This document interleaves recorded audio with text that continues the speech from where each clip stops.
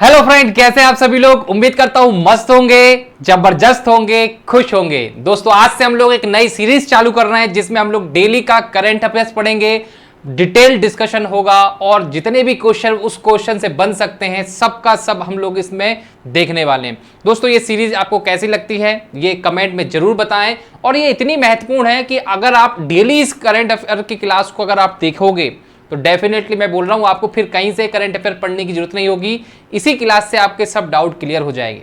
चलिए हम लोग स्टार्ट करते हैं। बहुत ही शानदार क्वेश्चनों के माध्यम से मैं पढ़ाऊंगा। तरीका क्या होगा पहले वो समझ लिए। क्वेश्चन रहेंगे, क्वेश्चन में 4 ऑप्शन रहेंगे और उस क्वेश्चन का आपके को डिटेल एनालिसिस के साथ हम लोग आंसर बताएंगे, एक्सप्लेन करेंगे और साथ में उस क्वेश्चन के इर्द गिर्द और कौन से क्वेश्चन आ सकते हैं सब पे डिटेल डिस्कशन होने वाला है। चलिए तो पहला क्वेश्चन आपकी स्क्रीन के सामने है। आपको पहला क्वेश्चन आपकी स्क्रीन के सामने दिख रहा है। आपको बताना है हाल ही में जारी ग्लोबल पीस इंडेक्स में भारत कौन से स्थान पर रहा। What is the rank of India in the recently release global peace index. 140, 150, 135 या 145, ये आपको बताना है। ये क्या होता है पहले आप लोग समझो।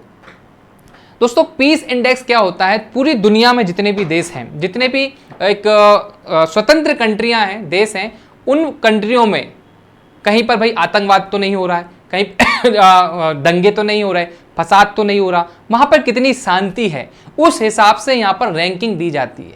तो भारत की अगर हम लोग बात करें दोस्तों, अगर भारत एक साल पहले अगर हम लोग बात करें तो 138वें नंबर पर आता था और 3 ये और आगे खिसक गया है, 3 आगे खिसक गया है, मतलब 138 से अभी कितना हो गया है, 135वें नंबर पर आता है।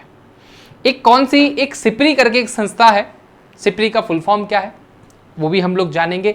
स्टॉकहोम इंटरनेशनल पीस एक ऑर्गेनाइजेशन है जो क्या करती है, ग्लोबल पीस इंडेक्स जारी करती है, जिसमें भारत का अगर हम लोग नंबर की बात करें तो 135 पर नंबर है।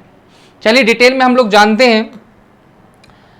आंसर क्या है, 135। ग्लोबल पीस इंडेक्स, कौन सा ग्लोबल पीस इंडेक्स, 2022 की रिपोर्ट के अनुसार आइसलैंड एक ऐसा देश है जो पहले नंबर पर है। मतलब पूरी दुनिया में अगर कोई रहने लायक देश है, शांति जहां पर सबसे ज्यादा है वो है आइसलैंड। तो आइसलैंड आपका पहले नंबर पे आएगा, आप लोग ध्यान रखना, आइसलैंड पहले नंबर पे आएगा। अगर हम दूसरे नंबर की बात करें तो न्यूजीलैंड और तीसरे नंबर की बात करें तो आयरलैंड। अगर पूरी दुनिया में कितने देश हैं, अगर हम लोग बात करें तो 163 देशों में स्वतंत्र देश, 163 स्वतंत्र देशों में आइसलैंड पहले नंबर पे सबसे शांत है, ग्लोबल पीस इंडेक्स में पहले नंबर पे आ रहा है। इसके बाद न्यूजीलैंड, फिर आयरलैंड। 163 देशों में भारत का नंबर पहले था 138वां, मगर अब कितना हो गया है, 135वां। मतलब हम थोड़े से सुधर गए हैं, थोड़े से सुधरे हैं, पर बहुत खराब स्थिति है भाई भारत में। 163 देशों में 138वें नंबर पे आना, मतलब ये बहुत दुख की बात है, कोई अच्छी बात नहीं है कि हम लोग 163 देशों में 138वें नंबर पे थे, अब 135 पे आए। ठीक है, फिर भी थोड़े हम आगे बढ़े और आगे हम लोग बढ़े। भारत एक शांति प्रिय देश हो, ये हम सब लोगों को करना पड़ेगा, शांति बना के रखना होगा। अब देखो ये जो पीस इंडेक्स 2022 में भारत को शांति के मामले में लो कैटेगरी में रखा गया। लो कैटेगरी का मतलब होता है कि यहां पर शांति देखने को आपको नहीं मिलेगी। ठीक है, अंतरराष्ट्रीय संघर्ष, देखो इस किन किन चीजों पे देखा जाता है, इंडेक्स बनाया जाता है, घरेलू और अंतरराष्ट्रीय संघर्ष, कि आपका घर में कोई दंगे वंगे तो नहीं हो रहा है, अंतरराष्ट्रीय मामले में कैसा रहा, समाज में सुरक्षा और डिग्री ऑफ मिलिटराइजेशन समेत 23 मापदंडों के आधार पर, 23 ऐसे मापदंड होते हैं, उनके आधार पर हर एक देश का एक नंबर किया जाता है, जिसमें आइसलैंड पहले नंबर पर है और भारत 135 नंबर पर है।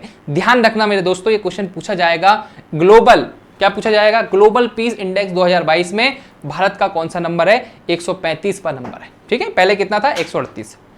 ठीक है, तो ये चीजें आप लोगों को याद रखना है। ये जो हमारा नोट्स है जो बाइलिंगुअल रहेगा, हिंदी में भी है, इंग्लिश में भी है। जिन विद्यार्थियों को इंग्लिश में नोट्स चाहिए तो ये देखिए पूरा इंग्लिश में लिखा है। मैं सिर्फ एक्सप्लेन करूंगा अपनी मातृभाषा इंग्लिश में, ना हिंदी रहेगा ना इंग्लिश रहेगा। इंग्लिश में हम लोग डिफरेंस करेंगे जिससे आपको दोनों लैंग्वेज समझने आएंगी। ठीक है, पीडीएफ नोट्स आपको टेलीग्राम पे हमारे ग्रुप पे मिल जाएंगे, वो ऐप पर भी मिल जाएंगे। हमारा ऐप है एएस एकेडमी विदिशा, आप ऐप डाउनलोड कर लीजिए प्ले स्टोर से, वहाँ पर भी मिलेंगे। टेलीग्राम पर एएस एकेडमी चैम्प्स करके एक ग्रुप है, वहाँ पर भी मिल जाएगी। ठीक है, आज ही मैं डलवा दूंगा इसको। सेकेंड, अच्छा ये जो क्वेश्चन आया है क्या आया, ग्लोबल पीस इंडेक्स। मतलब इंडेक्स से रिगार्डिंग बहुत सारे क्वेश्चन पूछे जाते हैं और कुछ इंपॉर्टेंट इंडेक्स हैं जो हम लोगों को जानना होगा। आइए हम लोग जानते हैं।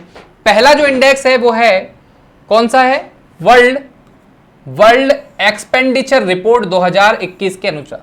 ये वर्ल्ड एक्सपेंडिचर रिपोर्ट क्या होती है कि कोई भी देश कितना खर्चा करता है, कोई भी देश कितना खर्चा करता है, एक्सपेंडिचर करता है किन मामलों में, भाई सेना के मामलों में वो कोई चीज खरीद ले या कुछ हथियार खरीद ले, कोई टेक्नोलॉजी खरीद ले, ठीक है, कोई चीज कितनी चीजें खरीद रहा है, एक्सपेंडिचर कितना खर्चा कर रहा है, उसके लिए दुनिया की एक संस्था है वो क्या करती है, वर्ल्ड एक्सपेंडिचर रिपोर्ट तैयार होती है। ठीक है भारत तीसरे नंबर पे आता है के अनुसार। भारत सैन्य खर्च के मामले में कौन से स्थान पर है, तीसरे मामले में। मतलब पूरी दुनिया में हम लोग तीसरे नंबर पे आते हैं, पैसा खर्च करते हैं, सैन्य सामग्री मंगाते हैं। कभी हमने रॉकेट मंगा लिया, कभी हमने रफाल मंगा लिया, कभी हमने सुकाई मंगा, बहुत सारे ऐसे हमने चीजें मंगा ली।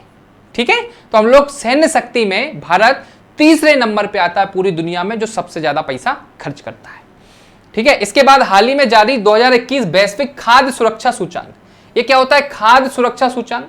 ठीक है, इसको समझिए, वैश्विक खाद्य सुरक्षा सूचांक क्या है, ग्लोबल फूड सिक्योरिटी इंडेक्स। किसी भी देश के पास खाने की व्यवस्था, जैसे आप अनाज की बात कर लें, दालों की बात कर लें, या खाद्य जितनी भी सामग्री होती है, वो ऐसा कौन सा देश है जहां पर बिल्कुल संपन्न है, कोई टेंशन वाली बात नहीं है। ठीक है, तो ये इंडेक्स निकलता है अंतरराष्ट्रीय लेवल पर, तो इसका नाम क्या है, वैश्विक खाद्य सुरक्षा सूचांक में भारत 71वें नंबर पे आता है। कौन से नंबर पे आता है, 71वें, 71 नंबर पे आता है। याद रखना, ये बहुत इंपॉर्टेंट है। ठीक है, अगर क्वेश्चन पूछा जाए वैश्विक खाद्य सुरक्षा सूचांक, ये आपसे पूछा जाए ग्लोबल फूड सिक्योरिटी इंडेक्स में 71 नंबर पे आता है। चलिए आगे और देख लेते हैं। Times Higher Education impact ranking, Times Higher Education के कितने लोग भाई हायर एजुकेशन में इनरोल होते हैं भारत के युवा, उसकी बात कर रहे हैं। तो Times Higher Education impact ranking 2022 में भारत कौन से स्थान पर रहा, वो रहा भैया चौथे स्थान पर। ठीक है, चौथे स्थान पर रहा। तो याद रखना है आपको। सबसे पहले हमने देखा ग्लोबल, क्या देखा हमने, ग्लोबल पीस इंडेक्स, शांति के मामले में अगर हम लोग देखें तो हम 135वें नंबर पे हैं। अगर हम लोग बात करें खर्चे की बात करें, हम लोग कितना एक्सपेंडिचर करते हैं, उसमें हम लोग तीसरे नंबर पे हैं, सबसे ज्यादा सेना में पैसा लगाते हैं। इसके बाद अगर हम लोग बात करें खाद्य सुरक्षा सूचांक में हम लोग 71 नंबर पे आते हैं। और अगर हम लोग बात करें Times Higher Education impact ranking में भारत चौथे नंबर पे आता है। ये इंडेक्स है, आपको याद रखना होगा, डायरेक्ट क्वेश्चन पूछे जाते हैं। वी-डेम संस्थान द्वारा जारी डेमोक्रेसी रिपोर्ट, डेमोक्रेसी का मतलब क्या होता है, वहां के लोग फ्री हैं, वो अपना लीडर जो होता है, अपना जो राजा होता है, खुद चुनते हैं वोट के माध्यम से, उसे डेमोक्रेसी कहते हैं। तो यहां पे देखिए वी-डेम संस्था द्वारा डेमोक्रेसी रिपोर्ट 2022 में भारत कौन से स्थान पर रहा, 93 स्थान पर रहा, 93 स्थान पर रहा। ये चीज याद रखना। वर्ल्ड जस्टिस प्रोजेक्ट के रूल ऑफ द इंडेक्स, क्या नाम है इसका, वर्ल्ड जस्टिस प्रोजेक्ट के रूल ऑफ द इंडेक्स 2021 में भारत कौन से स्थान पर रहा, 79 में। जस्टिस की बात करें हम लोग, मतलब लॉ, नियम, मतलब कानून, कितने लोगों को न्याय मिला। ठीक है, उस हिसाब से एक इंडेक्स तैयार होता है। वर्ल्ड जस्टिस प्रोजेक्ट के रूल ऑफ लॉ इंडेक्स में 2021 में भारत 79 में रहा। ठीक है, what is the rank of the India's world justice project rule of law index 2021 कहता है हम लोग 79 नंबर पे आते हैं। आपको ये थोड़ी थोड़ी चीजें याद रखना होंगी। वापस से हम लोग बात करते हैं, सबसे पहले पीस की बात करी हमने, किसकी बात करी, पीस में। ग्लोबल पीस इंडेक्स में भारत का जो नंबर है 135वां नंबर है। फिर अगर हम लोग बात करें एक्सपेंडिचर, खर्चे की बात करें, सैन्य में हम लोग तीसरे नंबर पे आते हैं। फिर हम लोग बात करें खाद्य सुरक्षा की बात करें, उसमें हम लोग 71 नंबर पे आते हैं। फिर हम लोग बात करें हायर एजुकेशन की बात करें, उसमें हम लोग 4th नंबर पे आते हैं। इसके बाद अगर हम लोग बात करें डेमोक्रेसी रिपोर्ट में हम लोग 93वें नंबर पे आते हैं। और अगर हम लोग जस्टिस प्रोजेक्ट की बात करें तो 79 नंबर पे आते हैं। हर एक इंडेक्स बहुत जरूरी है, इसलिए मैंने यहां पर इसको लिया है। अब देखिए दूसरे क्वेश्चन की तरफ ले जाते हैं। आपने क्या देखा, पहला क्वेश्चन पढ़ा, उसके 4 ऑप्शन में से जो उसका हमने डिटेल एनालिसिस किया, उसका आंसर क्या होगा। इसके अलावा हमने उस क्वेश्चन से रिगार्डिंग जितनी भी इंफॉर्मेशन है या और इंडेक्स से कैसे कैसे क्वेश्चन आ सकते हैं वो भी मेंशन करें। तो हर एक चीज महत्वपूर्ण है इस लेक्चर की। दूसरा क्वेश्चन देखिए, हाल ही में किसे भारतीय प्रेस परिषद का अध्यक्ष बनाया गया। हाल ही में किसे भारतीय प्रेस परिषद ठीक है, भारतीय प्रेस परिषद का अध्यक्ष कौन है बताइए। आपके पास 4 ऑप्शन है, रंजना प्रकाश देसाई है, बिपाशा मिश्रा है, कृष्णा शर्मा है या पिंकी प्रकाश मेहरा है। तो मैं बता दूं दोस्तों, जो हाल ही में भारतीय प्रेस परिषद की जो अध्यक्ष बनी है वो एक पूर्व न्यायमूर्ति है। ठीक है, पूर्व न्यायमूर्ति हैं, उन्होंने जम्मू कश्मीर पर भी बहुत सारा काम किया है। उनका नाम है रंजना प्रकाश देसाई। रंजना प्रकाश देसाई को हाल ही में भारतीय प्रेस परिषद का अध्यक्ष चुना गया है। Who was the appointment as a president of the Press Council of India. Recently कौन है? रंजना प्रकाश देसाई। आइए इनके बारे में थोड़ा सा हम लोग जानते हैं। सूत्रों के अनुसार उच्चतम न्यायालय की पूर्व न्यायाधीश है ये। कौन है? उच्चतम न्यायालय की पूर्व न्यायाधीश, न्यायमूर्ति रंजना प्रकाश देसाई। रंजना प्रकाश देसाई कौन है? सूत्रों के अनुसार उच्चतम न्यायालय की पूर्व न्यायाधीश रही। चलो ठीक है। चयन इनका भारतीय प्रेस परिषद के अध्यक्ष के तौर पर किया गया। किसके? भारतीय प्रेस के अध्यक्ष के रूप में किया गया। बहुत बढ़िया। न्यायमूर्ति देसाई ने हाल ही में जम्मू एंड कश्मीर, मैंने बताया था हाल ही में जम्मू एंड कश्मीर के परिसीमन आयोग के अध्यक्ष के रूप में भी इन्होंने कार्य किया, जिसे केंद्र शासित प्रदेश के विधानसभा क्षेत्रों का नया स्वरूप मिला है। आपको पता है जम्मू कश्मीर अब क्या हो गया है? एक केंद्र शासित प्रदेश हो गया है। तो इनके बारे में है तथ्य। तो आपको याद रखना, हाल ही में प्रेस परिषद काउंसिलिंग के प्रेसिडेंट कौन बनाया गया, अध्यक्ष कौन बनाया गया है, जिनका नाम है रंजना प्रकाश देसाई। ये इंपॉर्टेंट है, याद रखना। अच्छा, कौन कौन से और अपॉइंटमेंट हुए हैं अभी हाल ही में, उनको देख लेते हैं। अब देखिए और कौन कौन से। हाल ही में भारतीय मूल की किस महिला को ऑफ इंग्लैंड की मौद्रिक समिति, मतलब इंग्लिश में अगर हम लोग बात करें, मॉनेटरी कमेटी ऑफ इंग्लैंड की प्रेसिडेंट कौन चुनी गई है? हाल ही में भारतीय मूल की किस महिला को ऑफ इंग्लैंड की मौद्रिक समिति के नियुक्त किया गया है? उनका नाम है स्वाति ढींगरा। तो याद रखना, बहुत इंपॉर्टेंट है। स्वाति ढींगरा जी को इंग्लैंड की मौद्रिक समिति में नियुक्त किया गया। ठीक है, नियुक्त किया गया है। अब देखो अगला, देखो किसे तेल और प्राकृतिक गैस निगम, मतलब ONGC की पहली महिला प्रमुख नियुक्त किया गया है। किसे तेल और प्राकृतिक गैस निगम की पहली महिला प्रमुख नियुक्त किया गया? पहली महिला, बहुत इंपॉर्टेंट है। ONGC की पहली महिला जो नियुक्त किया गया उनका नाम है अलका मित्तल। ये याद रखना, एक क्वेश्चन डायरेक्ट पूछा जाएगा आपके एग्जाम में। अलका मित्तल कौन है? तो अलका मित्तल जी बनी है ONGC की, क्या बनी है? ONGC की प्रमुख बनी है अलका मित्तल। ठीक है, चलिए आगे हम लोग बढ़ते हैं। हाल ही में किसे दिल्ली के नए LG बनाया गया? LG, ठीक है, LG कौन होते हैं? Lieutenant governor, LG।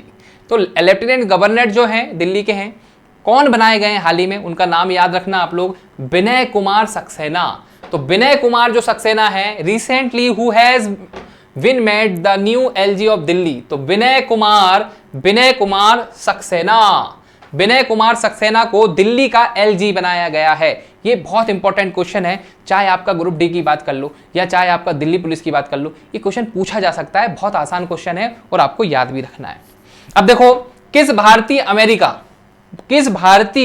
अमेरिका को अमेरिका की उपराष्ट्रपति कमला हैरिस की रक्षा सलाहकार नियुक्त किया गया है? उनका नाम है शांति सेठी। अब शांति सेठी क्या करेंगे? अमेरिका के कमला हसन कौन है? उपराष्ट्रपति, उनकी राष्ट्रीय सलाहकार बनाया गया है। उनकी क्या बनाया गया है? रक्षा सलाहकार नियुक्त किया गया। ठीक है, रक्षा सलाहकार नियुक्त किसे किया गया है? शांति सेठी को। ठीक है, बहुत इंपॉर्टेंट क्वेश्चन पूछा जाएगा आपसे, इंपॉर्टेंट है। हाल ही में किसे JSW1 प्लेटफॉर्म के CEO बनाया गया है? हाल ही में किसे GSW1 प्लेटफॉर्म के CEO बनाया गया है? उनका नाम क्या है? गौरव सचदेवा। याद रखना, बहुत इंपॉर्टेंट है। हाल ही में किसे JSW1 प्लेटफॉर्म के CEO बनाया गया है? उनका नाम है गौरव सचदेवा। ये कुछ अपॉइंटमेंट हैं जो रिसेंटली अभी हुई हैं, ये आपको जानना बहुत जरूरी है। तो क्या हमने देखा? सबसे पहले बताइए आप लोग, इंडियन प्रेस, भारतीय प्रेस की जो अध्यक्ष बनी गई, उनका नाम क्या है? रंजना देसाई। इसके बाद हमने बात करा हाल ही में दिल्ली के एलजी किसे बनाया गया है, हाल ही में दिल्ली के एलजी है विनय कुमार सक्सेना, विनय कुमार सक्सेना। इसके बाद हमने बात करा अमेरिका के उपराष्ट्रपति कमला हैरिस की रक्षा सलाहकार नियुक्त किसे किया गया है, उनका नाम है शांति सेठी, शांति सेठी। हाल ही में किसे JSW1 प्लेटफॉर्म के सीईओ के रूप में बनाया गया है, गौरव सचदेवा, याद रखना भाई। अगला क्वेश्चन आपके सामने है, हाल ही में किस देश के तट पर, हाल ही में किस देश के तट पर दुनिया का सबसे बड़ा पौधा खोजा गया है, बहुत इंपॉर्टेंट भैया, हाल ही में किस देश के तट पर दुनिया का सबसे बड़ा पौधा खोजा गया है, ये क्वेश्चन आपके सामने है। ऑप्शन आपके सामने है इंडिया, जापान, ऑस्ट्रेलिया या सिंगापुर। तो दोस्तों मैं बता देता हूं उसका जो आंसर है वो है ऑस्ट्रेलिया। और ऑस्ट्रेलिया में आपको जानकर आश्चर्य होगा कि समुद्र के अंदर दुनिया का सबसे बड़ा पौधा खोजा गया है। ये सवाल है उनके बारे में हम लोग जानेंगे। तो आप लोग याद रखना, दुनिया का सबसे बड़ा जो पौधा है वो ऑस्ट्रेलिया में मिला है आपको, ठीक है, ऑस्ट्रेलिया के किनारे पर मिला हुआ है। चलिए जानते हैं इसके बारे में डिटेल। देखिए पश्चिमी ऑस्ट्रेलिया, कौन सी ऑस्ट्रेलिया, पश्चिमी ऑस्ट्रेलिया के तट से दूर उथले पानी में दुनिया के सबसे बड़े जीवित पौधे की खोज की गई है। पश्चिमी ऑस्ट्रेलिया के तट से दूर उथले पानी में दुनिया के सबसे बड़े जीवित पौधे की खोज की गई है। जीवित पौधा है भाई ये।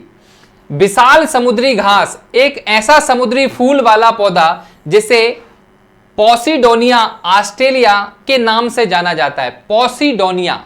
अब आपको ऐसा हो सकते हैं दुनिया के सबसे बड़ा पौधे का नाम क्या है, पॉसिडोनिया ऑस्ट्रेलिया, पॉसिडोनिया ऑस्ट्रेलिया के नाम से जाना जाता है।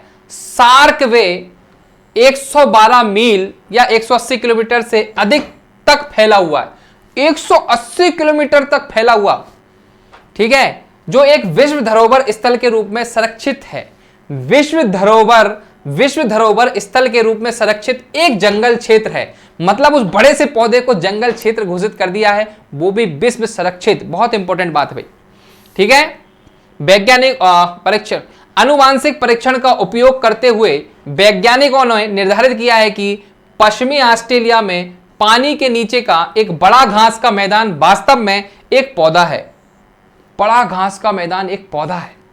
ऐसा माना जाता है कि यह कम से कम 45,000 वर्षों में एक बीज से फैला है।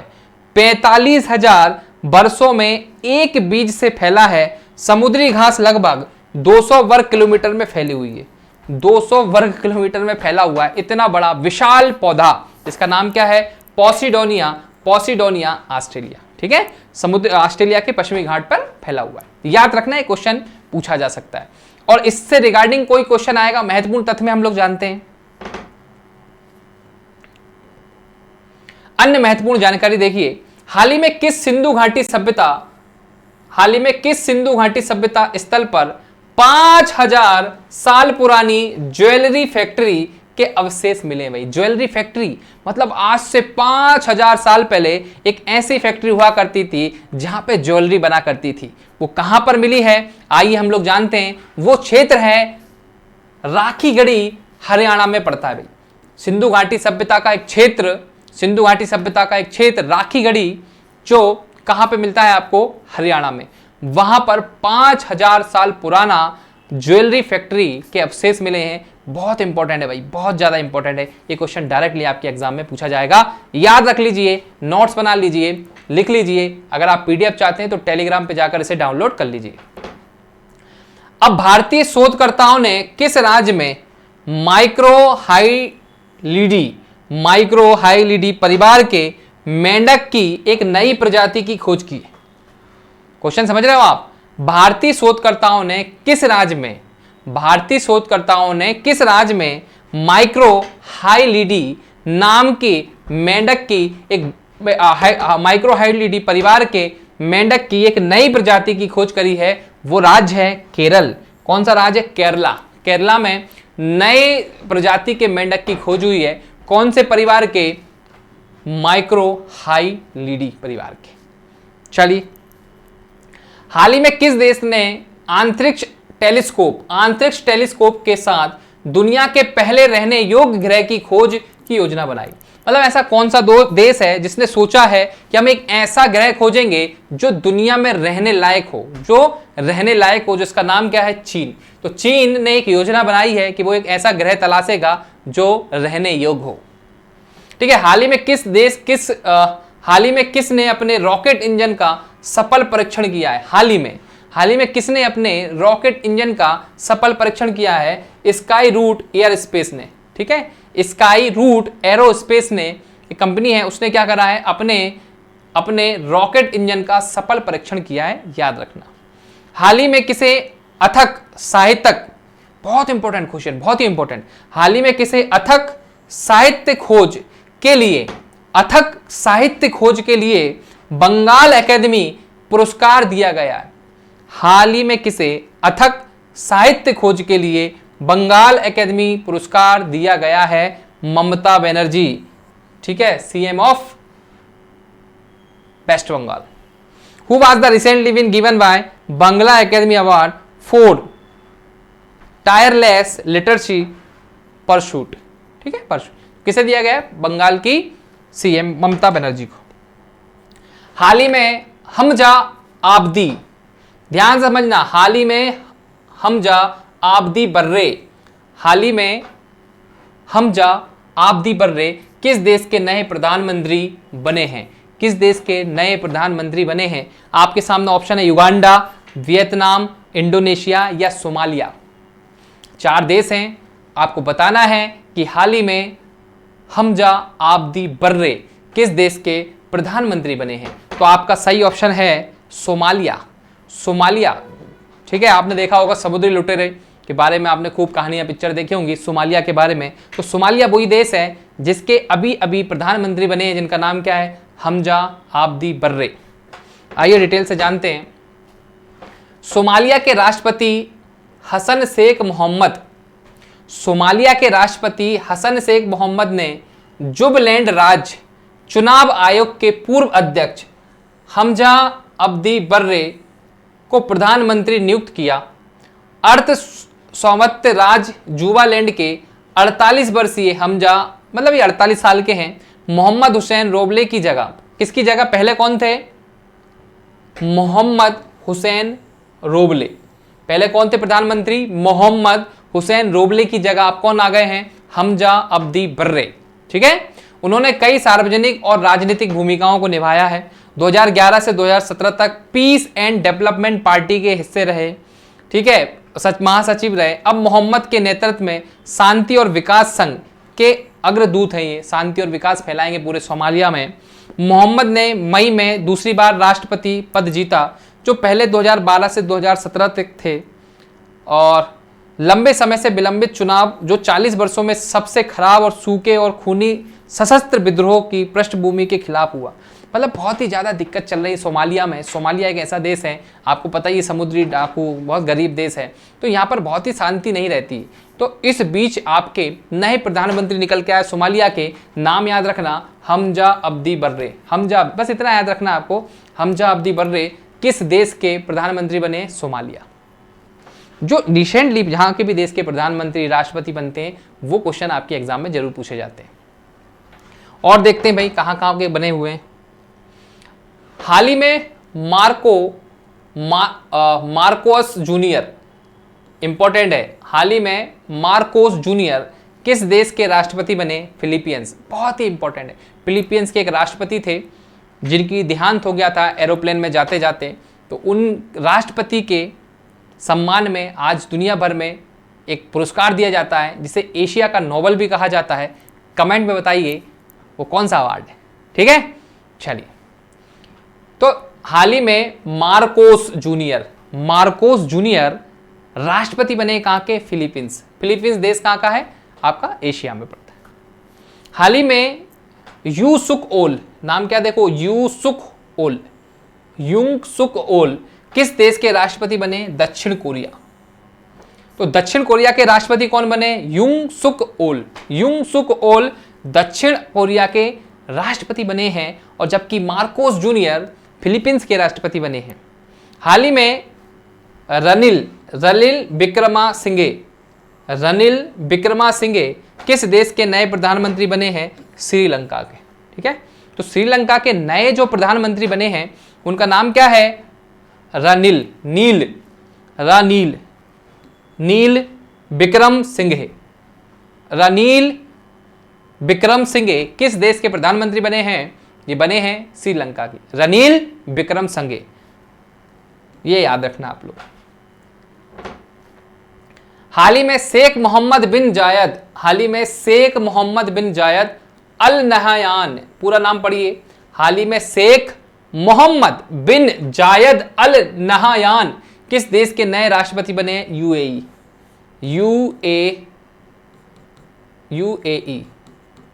यूएई। ठीक है, यूएई के जो नए राष्ट्रपति बने हैं उनका नाम क्या है? शेख। तो आपको पता है यूएई में शेख रहते हैं, जनरल शेख मोहम्मद बिन जायद अल नहयान किस देश के नए राष्ट्रपति बने हैं? यूएई। हाल ही में किसे प्रधानमंत्री नरेंद्र मोदी के, समझना बहुत इंपॉर्टेंट है, हाल ही में किसे प्रधानमंत्री नरेंद्र मोदी के नए निजी सचिव नियुक्त किया गया है? प्रधानमंत्री के निजी सचिव किसे घोषित किया गया है? विवेक कुमार को। तो विवेक कुमार कौन है? प्रधानमंत्री नरेंद्र मोदी के निजी सचिव, इन्हें नियुक्त किया गया है। 5वां क्वेश्चन हम लोग चलते हैं। हाल ही में किस देश के क्रिकेट इतिहास का सबसे बड़ा वनडे क्रिकेट स्कोर बनाया है? हाल ही में किस देश ने क्रिकेट इतिहास का सबसे बड़ा वनडे क्रिकेट स्कोर बनाया? भाई इससे पहले इतना बड़ा स्कोर बनाया नहीं था किसी ने, सबसे बड़ा वनडे स्कोर। भाई आपने 450 सुना होगा, मगर ये इस बार गजब है। 400, 450 कितना है बताइए, कौन से देश का है? भारत है, न्यूजीलैंड है, ऑस्ट्रेलिया है कि इंग्लैंड है? बताइए आप कौन सा देश हो सकता है जो सबसे बड़ा स्कोर लेके बैठा है? उसका नाम है ऑस्ट्रेलिया, नहीं सॉरी इंग्लैंड। उसका नाम क्या है? इंग्लैंड है। तो इंग्लैंड आंसर है। इंग्लैंड ने एम्स्टेलवीन में एक रन फेस्ट में नीदरलैंड को 332 रनों से हराकर 498 से खैंच करने के बाद एक दिवसीय क्रिकेट में सर्वोच्च स्कोर के लिए अपना विश्व रिकॉर्ड तोड़ दिया। ठीक है, सर्वोच्च स्कोर के लिए अपना विश्व रिकॉर्ड तोड़ दिया। जॉस बटलर 70 गेंदों पर नाबाद रहे, 162 रन बनाया। डेविड मालन 109 रन पर 125 रन और फिल सॉल्ट ने 93 रन बनाए। प्रत्येक ने शतक बनाए क्योंकि इंग्लैंड 481 में शीर्ष पर था। उन्होंने 2018 में ट्रेट बिच में ऑस्ट्रेलिया के खिलाफ ढेर किया था। योन मॉर्गन का टीम के पास वनडे में 500 रन बनाने वाली इतिहास की पहली टीम बनने का मौका था क्योंकि वे 2 गेंद शेष रहते हुए 488 पर पहुंच गए थे, लेकिन नियाम बिलिंगस्टोन ने केवल 4 के लिए अगली गेंद पर उन्हें हिट कर सके और वो आउट हो गए। तो यहाँ पे कहा जा रहा है कि इंग्लैंड वो देश बना है जिसने वनडे में सर्वाधिक स्कोर बनाया है। ठीक है, ये इंपॉर्टेंट है, आपको याद रखना। ये तो सब खिलाड़ियों के नाम है, आपको अगर क्रिकेट में इंटरेस्ट है तो पूरा पढ़ लेना आप लोग इसको अच्छे से। अब देखिए अन्य महत्वपूर्ण, हाल ही में किस राज्य ने बंगाल को हराकर संतोष ट्रॉफी 2022 जीती? बहुत इंपॉर्टेंट, सर्वाधिक इंपॉर्टेंट, केरल ने। ठीक है, केरल ने संतोष ट्रॉफी जीती 2022 में, किसे हराकर? बंगाल को हराकर। किस क्रिकेटर को ESPN क्रिक इंकोफो टेस्ट बैटिंग अवार्ड 2021 दिया गया? ऋषभ पंत को। ध्यान रखना, ऋषभ पंत याद रखना। किस क्रिकेटर को ESPN क्रिक इंफो टेस्ट बैटिंग अवार्ड 2021 दिया गया? ऋषभ पंत। किस महिला क्रिकेटर को 2021 में मेजर ध्यानचंद खेल रत्न अवार्ड, बहुत इंपॉर्टेंट है, राजीव गांधी जो खेल रत्न अवार्ड था उसका नया नाम क्या हो गया है? मेजर ध्यानचंद खेल रत्न अवार्ड दिया गया? मिताली राज। ठीक है, मिताली राज क्रिकेट कैप्टन थी, इन्होंने संन्यास भी ले लिया है। तो भारतीय क्रिकेटर 2021 में मेजर ध्यानचंद खेल अवार्ड पानी कौन थी? मिताली राज। हाल ही में आईपीएल में रिटायर्ड आउट होने वाले पहले खिलाड़ी बने। हाल ही में आईपीएल में रिटायर्ड आउट होने वाले पहले खिलाड़ी बने जिनका नाम है रविचंद्रन अश्विन। रविचंद्रन अश्विन हाल ही में आईपीएल में रिटायर्ड आउट वाले पहले खिलाड़ी बने। हाल ही में भारत ने किस देश को हराकर पहला थॉमस कप बहुत इंपॉर्टेंट है भाई।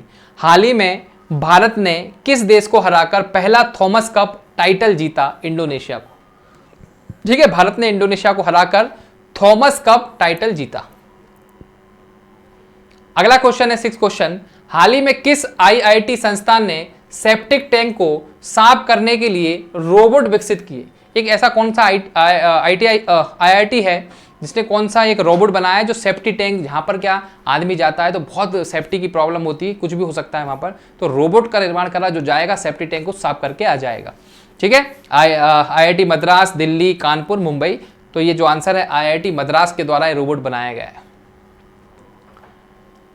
आईआईटी प्रौद्योगिकी संस्थान मद्रास ने मानव हस्तक्षेप के बिना सेफ्टी टैंक को साफ करने के लिए एक रोबोट विकसित किया है जिसका नाम है होमो SEP नाम की 10 इकाइयों को पूरे तमिलनाडु में तैनात करने की योजना बनाई है, पूरे तमिलनाडु बनाएगी। अनुसंधान संस्थानों को पहचान करने के लिए स्वच्छता कर्मियों को संपर्क में आईआईटी मद्रास के मुताबिक भविष्य में हाथ से मैला ढोने की प्रथा को खत्म करने का लक्ष्य रखा है और डिजाइन किया गया। रोबोट की तैनाती के लिए गुजरात, महाराष्ट्र पर विचार किया जा रहा है, गुजरात और महाराष्ट्र में पहुंचाएंगे। तो मतलब जो रोबोट है वो जो लोग मजदूर लोग मैला साफ करते हैं वो भी आगे चल के रोबोट करेंगे, ऐसा लक्ष्य रखा है मद्रास ने, आईआईटी मद्रास ने। अब देखिए अन्य महत्वपूर्ण जानकारी, किस आईआईटी संस्थान द्वारा भारत का पहला स्वदेशी पॉलीसेंट्रिक प्रोस्थेटिक घुटना कदम बनाया गया है? किसने बनाया? आईआईटी मद्रास ने। ठीक है, 20 में आईआईटी संस्थान द्वारा भारत का पहला स्वदेशी पॉलीसेंट्रिक प्रोस्थेटिक घुटना कदम बनाया गया है, जिसका नाम क्या? आईआईटी मद्रास। किस आईआईटी संस्थान द्वारा भारत का पहला जैव ईंट आधारित भवन स्थापित किया गया है? आईआईटी हैदराबाद ने। आईआईटी हैदराबाद ने क्या बनाया है? जैव ईंट बनाया है। किसके द्वारा आईआईटी कानपुर में ब्लॉकचेन आधारित डिजिटल डिग्री लॉन्च की गई है? नरेंद्र मोदी। ये इंपॉर्टेंट है। किस व्यक्ति के द्वारा आईआईटी हैदराबाद में, किसके द्वारा आईआईटी कानपुर में ब्लॉकचेन आधारित डिजिटल डिग्री लॉन्च की गई है? नरेंद्र मोदी के द्वारा। भारतीय रेलवे और किस आईआईटी संस्थान ने मिलकर भारत के पहले, बहुत इंपॉर्टेंट है, हाइपर लूप विकसित करने के लिए समझौता किया है? भारतीय रेल और किस आईआईटी संस्थान ने मिलकर भारत के पहले हाइपर लूप विकसित करने के लिए समझौता किया है? आईआईटी मद्रास। याद रखना, आईआईटी मद्रास छाया हुआ है अभी। भारतीय वायुसेना ने हथियार प्रणाली के रखरखाव के संबंध में किस आईआईटी के साथ समझौता किया है? भारतीय वायुसेना ने हथियार प्रणाली के रखरखाव के संबंध में किस आईआईटी के साथ समझौता किया है? आईआईटी मद्रास। आईआईटी मद्रास। ठीक है, याद रखना आप लोग। हाल ही में किस देश ने पहली बार नाटो शिखर, बहुत इंपॉर्टेंट, नाटो शिखर सम्मेलन में भाग लेने की घोषणा करी? इनमें से कौन सा देश है जो पहली बार नाटो में जाएगा? क्या होता है नाटो, हम डिटेल में जानेंगे, पर नाटो में जाने वाला ऐसा कौन सा देश है जिसने घोषणा की है? उसका नाम है जापान। ठीक है, जापान ने घोषणा करी है कि वो नाटो के भाग लेगा, नाटो का जो सम्मेलन होगा वहां पे भाग लेगा। जापान के प्रधानमंत्री का नाम क्या है? Fumio Kishida Madrid. जापान के प्रधानमंत्री का नाम क्या है? फूमिया किशिदा मैड्रिड ने इस महीने होने वाली नाटो शिखर सम्मेलन में भाग लेने, जो ट्रांस अटलांटिक गठबंधन की शीर्ष बैठक में शामिल होने वाले देश के पहले नेता बनेंगे। ये पहले नेता बन रहे हैं जो वहां जा रहे हैं जापान से। यूक्रेन और रूस में जब विवाद चल रहा है, आपको पता है, नाटो के से चला है। यूक्रेन ने बोला था मैं नाटो का हिस्सा बनूंगा। नाटो क्या है वो जानते हैं हम लोग। नाटो एक ट्रीटी है जो नॉर्थ अटलांटिक देश है वो मिलकर, अगर उन पे कोई देश आक्रमण करता है तो वो मिलकर एक हो जाएंगे और फिर उस पर आक्रमण करेंगे। उसके बारे में हम लोग जानते हैं। तो अभी आप इतना याद रखो कि नाटो में जाने वाला अभी किस देश ने घोषणा करी है? जापान ने करी। ठीक है, जापान ने करी। अब नाटो के बारे में जानो। नाटो का गठन 4 अप्रैल 1949 को हुआ था। नाटो से क्वेश्चन जरूर आएगा क्योंकि युद्ध चला अभी, आपने देखा रूस और यूक्रेन के बीच, तो नाटो तो नाटो से क्वेश्चन आने की संभावना ज्यादा है। तो इसका गठन हुआ 4 अप्रैल 1949। इसका मुख्यालय है ब्रुसेल, बेल्जियम में। इसका मुख्यालय कहां है? ब्रुसेल, बेल्जियम में। ठीक है, नाटो के महासचिव कौन है अभी? Jens Stoltenberg. जेंस स्टोल्टेनबर्ग जो हैं इसके महासचिव हैं। नाटो का अंतिम सदस्य कौन था? मैसिडोनिया। ठीक है, नाटो का अंतिम सदस्य कौन सा? मैसिडोनिया। फुकाकू किस देश का सुपर कंप्यूटर है? फुकाकू, ये क्वेश्चन पूछा जाएगा। फुगाकू किस देश का सुपर कंप्यूटर है? जापान का। फुकाकू किसका सुपर कंप्यूटर है? जापान का। किस देश के लैंडस्केप गार्डन सिटियो वर्ल्ड मार्क्स को यूनेस्को की विश्व धरोहर स्थल का दर्जा दिया गया है? ब्राजील। इंपॉर्टेंट है, ध्यान रखना। ब्राजील का एक पार्क है जिसका नाम क्या है? किस देश के लैंडस्केप गार्डन सिटियो वर्ल्ड मार्क्स को यूनेस्को की विश्व धरोहर स्थल में दर्जा प्राप्त हुआ है? ब्राजील। हाल ही में भारत किस देश को पछाड़कर चौथा सबसे बड़ा वाहन बाजार वाला देश बन गया? वाहन बाजार वाला, ठीक है, वाहन बाजार वाला जर्मनी। जर्मनी को पछाड़कर, जर्मनी अब 5वें नंबर पे हो गया, हम चौथे नंबर पे आ गए, तो सबसे ज्यादा वाहन बेचते हैं हम लोग, ठीक है, वाहन बाजार। लास्ट क्वेश्चन है, विश्व शरणार्थी दिवस कब मनाया जाता है? विश्व शरणार्थी दिवस कब मनाया जाता है? 18 जून, 20 जून, 19 जून, 21 जून, कब मनाया जाता है विश्व शरणार्थी दिवस? रेफ्यूजी डे कब मनाया जाता है? आज ही के दिन 20 जून को हम लोग रेफ्यूजी डे मनाते हैं, याद रखना आप लोग। प्रत्येक 20 जून को विश्व शरणार्थी दिवस का सम्मान करने के लिए विश्व एक साथ होता है। संयुक्त राष्ट्र महासभा ने 2000 में छुट्टी की शुरुआत की और तब से दुनिया भर में समुदाय के शरणार्थी को जीवन को बेहतर बनाने के लिए हम लोग इस दिन मनाते हैं विश्व शरणार्थी दिवस, ठीक है। और महत्वपूर्ण जानकारी है वो देखिए आप लोग। अब देखिए ये अन्य महत्वपूर्ण जानकारी, ये बहुत इंपॉर्टेंट है। जैसे देखिए विश्व होम्योपैथी दिवस कब मनाया जाता है? बहुत स्टार वाला क्वेश्चन। विश्व होम्योपैथी दिवस 10 अप्रैल को मनाया जाता है। राष्ट्रीय सुरक्षित मातृत्व दिवस, राष्ट्रीय सुरक्षित मातृत्व दिवस मनाया जाता है 11 अप्रैल को। विश्व होमोफीलिया दिवस मनाया जाता है 17 अप्रैल को। विश्व विरासत दिवस कब मनाया जाता है? 18 अप्रैल को। विश्व लीवर दिवस मनाया जाता है 19 अप्रैल को। राष्ट्रीय सिविल सेवा दिवस मनाया जाता है 21 अप्रैल को। ये इंपॉर्टेंट है, एक बार और सुनिए।